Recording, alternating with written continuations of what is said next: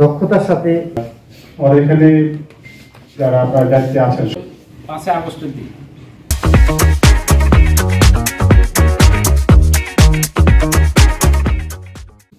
শিশু কিশোর তরুণ যুবকদের রক্তের উপর দাঁড়িয়ে এই নির্বাচন কমিশন দায়িত্ব গ্রহণ করেছে।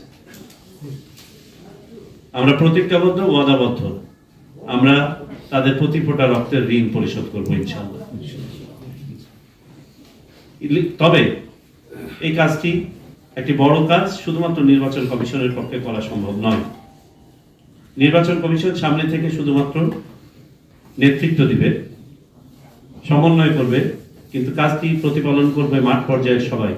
এই যে আমার ডান পাশে জেলা প্রশাসক মহোদয় বসে আছেন, বাম পাশে পুলিশ সুপার মহোদয় বসে আছেন, আপনারা আমার সামনে বসে আছেন, আপনারা সবাই এই নির্বাচন প্রক্রিয়ার অংশ।